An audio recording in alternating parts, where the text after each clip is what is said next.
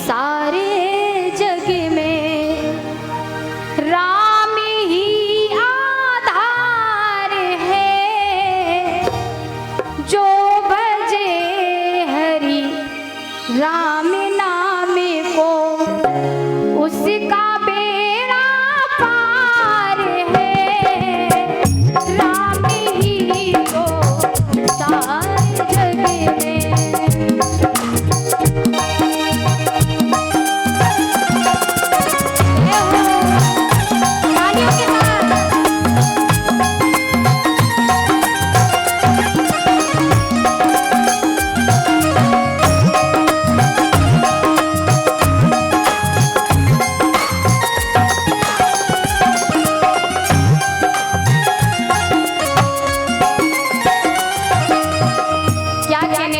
पिताश्री सुनो, समझा रहे हैं प्रहलाद जी।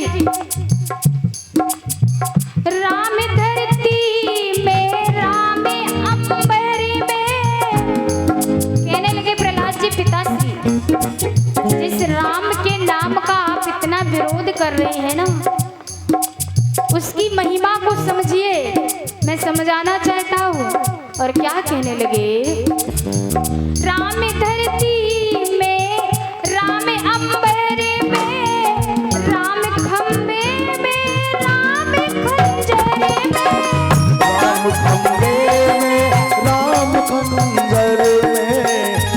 खंबे में राम खंजर में, राम खंबे में राम खंजर में, बिन प्रभु की कृपा से। फिर कहने लगे, एक लाइन समझाई और क्या कहने लगे, पिताश्री अगर उसकी कृपा ना हो तो एक पत्ता हिल नहीं सकता है। और समझाते हुए बोले, नाथ बिन प्रभु की कृपा से बात हिल सकता नहीं, कि बात हिल सकता नहीं।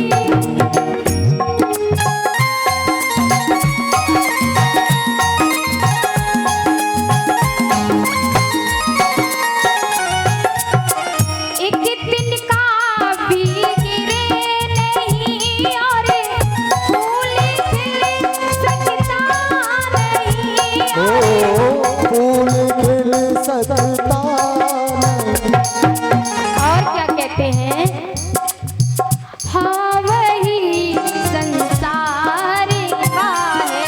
माता बहनों, हाँ वही संसार का है, उसका ही संसार है। कर रहा जो भी जगत में, उसका बेड़ा पार है। राम ही तो सारे जग में।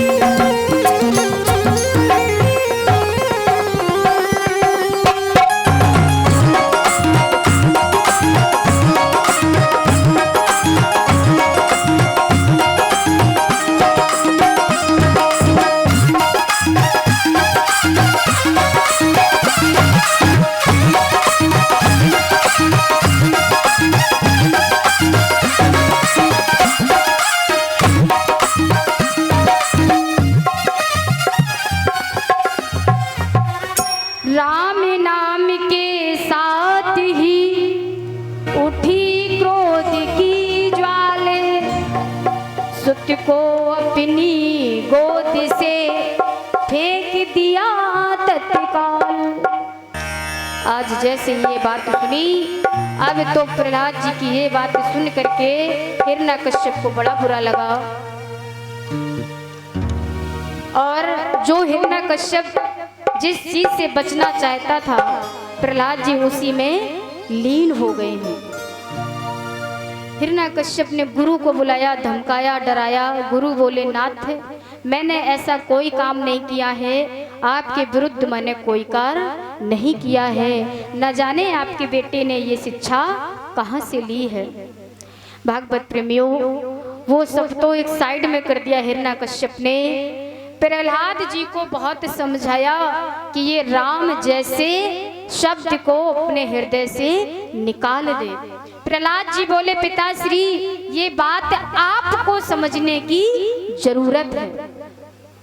आज तो ये असमंजस में पड़ गए हिरण्यकश्यप।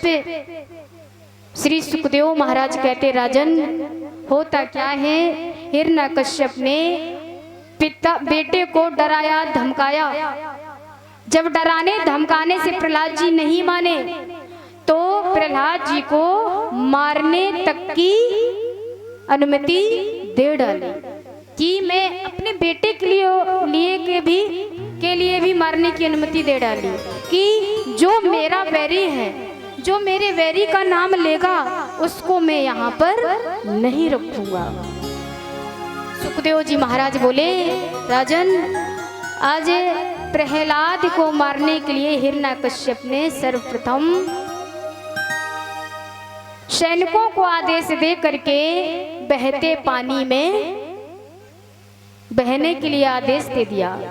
सैनिक जाते हैं, जिस पर प्रभु की कृपा हो जाती है उसका कोई बाल से बांका नहीं कर सकता है। सैनिक जाते हैं छोटे से लल्ला को लेकर के पानी में बहाने के लिए। जैसे ही ऊंचे पर्वत से लल्ला को डालते हैं समुद्र में तो भगवान उनको अपनी गोद में ले लेते हैं।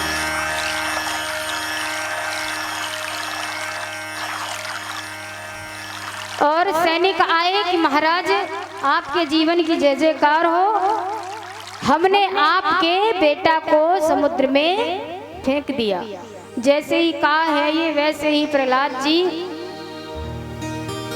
चले आ रहे हैं छोटे छोटे पग से और कहते हैं, पिताजी जय श्री राम।